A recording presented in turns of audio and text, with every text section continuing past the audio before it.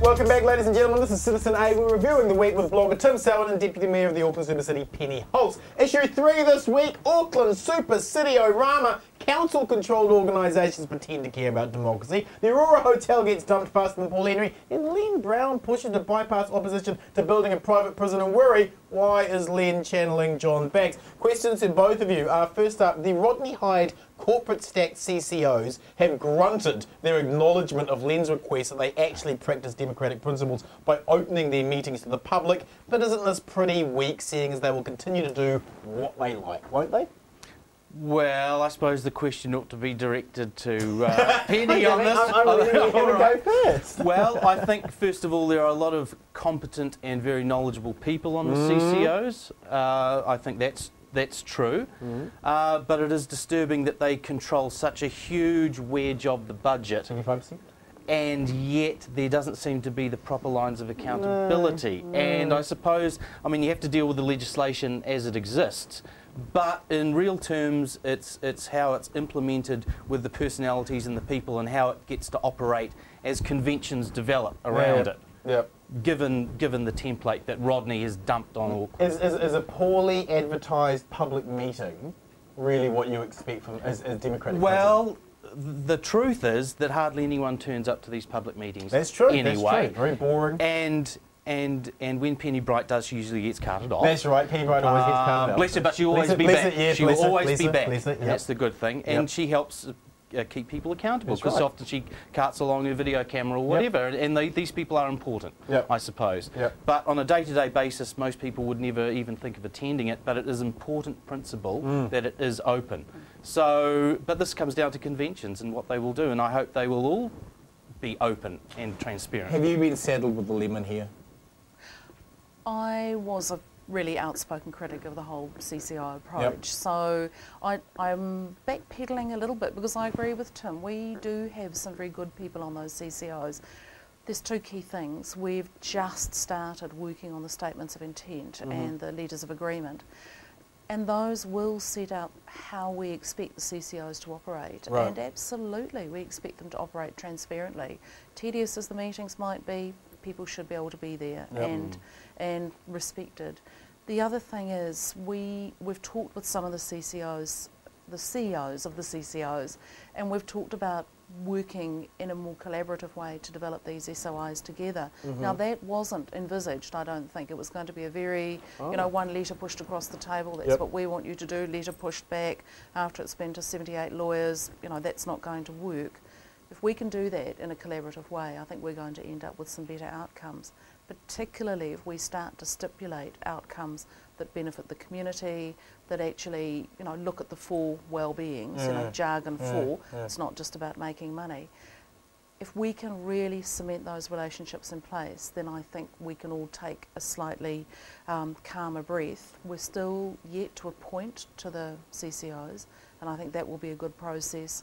And we've still got the ability to replace people if we feel we're not being listened to. And then there's water care. Well, sorry. Which is a different kettle of fish. About water care, I was out west recently, and I noticed there's no water meters in Waitakere. Yes, there are. Are there? We're metered. Oh, okay. I didn't see any, but I noticed that... They're little boxes at the bottom of people's driveways. Well, they're much more discreet than they are in Auckland City. But the issue is the friction around integrating all of the, whatever it is, 6 different councils together, and that there's going to be winners and losers. There are going to be winners and losers, and that there's going to be friction, and what the boards, the corporate type CCO boards want, and what the political side, you guys want, might be different. How true is that going to be? I think we're poles apart. I chaired for 3 years the Waitakere meeting, the water care board meetings that were, you know, every few months, and worthy and good as they are, and the board's actually a great bunch of blokes, and they are blokes, but there's an absolute disconnect between long-term sustainability and long-term affordability and the plans that Watercare has. So what I'd like us to do as a council is to try and bring those two visions together, and that's going to be a strong and robust debate, because water pricing, you know, Yawn, who's excited about moving block tariffs and water pricing, but it's the most fundamental thing that any household grapples with and deals with. And if it's badly geared, we are condemning our community to very expensive water in the future. So I'm very keen that we get those levers and that gearing right now. And what's your stance on GST on water? Yes or no? Yeah, we battle that whole GST issue. I mean, GST on rates, tax on tax. rates as well, And we've said to the government, you know, what's the ability for us to move around these issues? We haven't had a response either from Labor or National that's been supportive. We'll get on to Phil Goff about that. Question 2, to both of you. The Aurora Hotel was dumped faster than Paul Henry. Honestly now, Auckland just doesn't care about its historic buildings, does it? Does it, Tim? Well, on that matter, I notice you go up Great North Road there, past the lovely new Newland Transport Station. Lovely. And I know you did a bit of demolition work, Penny, on some of those old yucky shops there at the back of the old bus station. Lovely. But if you go up the road there, there used to be the Newland Hotel. A historic, basically it was a facade or a shell. It was a shell. Many years, I think, Waitakere City Council was trying to negotiate to buy this historic, one of the only historic things basically on that strip of road, really. This is just down from Kelston. And finally bought it. Then they got a report, it was maybe only a year or so later, and they said it has to be demolished. And the council itself, who bought the building to preserve it, ended up putting the wrecking ball through it. And Penny, that was awful. That was so bad, I thought, ironic, but also very tragic that happened. And that sort of knocked my confidence in city councils, local authorities, being able to do anything to preserve local heritage. Are they getting there too late? I mean, literally, with the cracks appeared and then it had to come down, I think there hasn't been, and this goes back to the 80s and the demolition of, you know, the beautiful theatres. I think we have got there a bit late. I think we've now got the indomitable Sandra Coney in charge of our heritage forum, and I think that's a very good thing for Auckland. We've started re-looking at some of the plans down in the waterfront, some of the buildings that were going to be demolished there. We're re-looking at those, which is great, so that's a positive thing. Newland Hotel, we tried and tried and tried, you know, $400,000 or $500,000 to See, that was a cost thing, was it?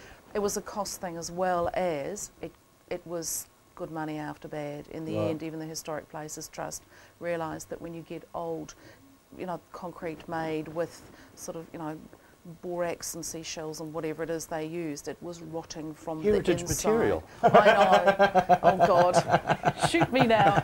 Every heritage person. I saved the Avondale Railway Station, moved it myself, so I've got a passion for old buildings. But we need to talk to our community and say, if you want us to save these buildings, there's big costs involved. We're saving Lopdale House, earthquake strengthening, millions of dollars. But again, it's an iconic building, and we simply need to do it. Well, my argument would be, yes, it does cost a lot of money, but it's unique. These things, there isn't another one. This is the only no argument there, Tim. Yeah, and the Aurora Hotel, I mean, within, it wasn't even 24 hours. It was less than 24 hours, and they decided, bang, to knock it down. And I just thought, I heard them crash it at 1 a.m. Well, I mean, don't you get a second opinion at the doctors if something's terminal? Not when it's that close to an operating casino. Question both of you. Final question. Len Brown is bypassing opposition to a private prison in Wiri that is trumpeted at generating $1.2 billion in revenue while costing us $1.3 billion. Why is Len Brown channeling John Baxter? Well, that's a net $1 million loss, or $10 million loss. $100 million loss. Well, I suppose he wants things to happen quickly. South Auckland's his turf and he knows it well, and he would think, I imagine, that these prisoners that the national government insist on locking up in ever greater numbers, 3 strikes and you're out, or in, as it were, for a very long time, are going to have to be housed somewhere. And the fact is that it's quite a wrench for everyone, obviously a third of the population. Auckland, there simply isn't the numbers, so everyone who has a prisoner and they want to visit, and the prisoners themselves and everything are totally dislocated from their family, from their business, from rehabilitating themselves back again, and they get shipped all over the country, some even to the South Island, and that's an intolerable situation. So I see the logic in building it in Auckland, certainly. I would say, yeah, anywhere right underneath the airport lanes Yes. would probably be fine, because that Extra punishment. They can look up and go, oh, I wish I was on that plane. Yeah. Why is Len doing this? What's going on? It's actually a boring process answer to this one. It could have gone through the normal, consent hearing and then to the Environment Court, which involves lawyers. It's litigious and it's quite an alienating process for the community. Our decision to send it to the review panel is, and I have to trust the advice we've been given, that it involves the community more closely, it's less formal, and it is more able to go in and work with the individual communities involved and work more closely with them. The decision was supported by our councillors from the south, and we felt, well, if they know their communities, they know the concerns, and people are concerned. I mean, the local community doesn't want another prison in their area. No one does. But this was felt that it would give them more of an opportunity to engage absolutely with the process, which is a national, it's kind of New Zealand Inc. needs to deal with this as well. So, but in a wider issue, maybe more a philosophical position, allowing a private prison, these companies, these industries to come into New Zealand and then have a stakehold in the policy, right? Because it's in their, certainly in their interest, once they're involved and they're actually in the country, to then push for longer sentences, harder sentences, longer sentences. Because at the end of the day, the bigger the prison, the more people locked up for a longer period of time, the more money they're making. Now, overseas, Geo has certainly been caught out funding victims' rights groups to create the shrill effect, so that there's simply a public demanding more and more longer time. Isn't there a concern that if we allow these buggers in, they actually get a foothold in New Zealand, they're actually going to start dictating policy? Yeah, I'm the wrong girl to ask about prisons. Sensible sentencing versus, the debate which says if we keep people out of prison and we work with alcohol and drug addiction and anger management, that's a much better way of dealing with them. I'm, unconvinced about the need for more and more prisons. However, we've got this on our, this proposal on our table, and hopefully that whole panel of inquiry will go into that level of detail.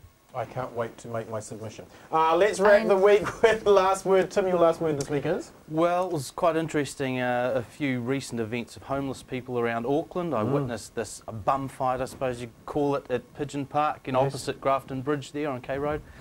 Eventually, I was just monitoring it, looking at, okay, they're sort of having a scuffle or a fight, and then one guy got on the ground and the other guy was just slowly, and then kicking him, and okay, it's over now. So I go, and then funnily enough, everyone, as soon as one person goes, everyone suddenly starts joining, oh, this is unacceptable, isn't that weird how that happened? The police eventually show up, and then they go around the corner, and then they say, oh, we're no need for a statement, he won't be pressing charges. And we just go, well, we should have just, the guy who called the police should have just called the ambulance, really. Right. Because the guy was bleeding and everything from the face. And it's like, what's the point, really? Another incident just over here at the local shops, Alcoholic Colin had an episode, looks like Forrest Gump when he was jogging with a big beard and the cap and everything. Seen him. Friend of Diana's. And he collapsed.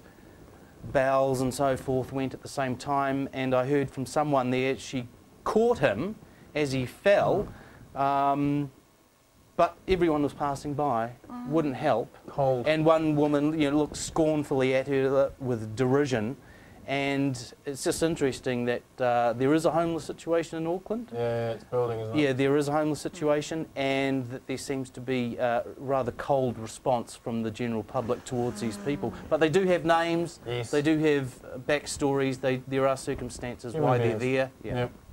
Penny, final word? Two quick thoughts. Having fallen back in love completely with Auckland, now that I'm working in the city centre and two-timing Waitakere. Sorry, Westies, love you, but I just am so tired of us being embarrassed to be Aucklanders. And I'm saying to people, we just need to come out, come out as Aucklanders and celebrate this extraordinary place we live in, as well as coming out as compassionate and caring people. The homeless issue is one that we do need to grapple with, Tim. And the other reason for my kind of bonhomie and happiness is I'm going to U2 tonight, and I realised that I bought my first U2 album when I was in 7th form. Now how cool is that? I'm 51, I'm going to U2 tonight, and I can still remember playing them at high school. Amen. That's great. Yeah.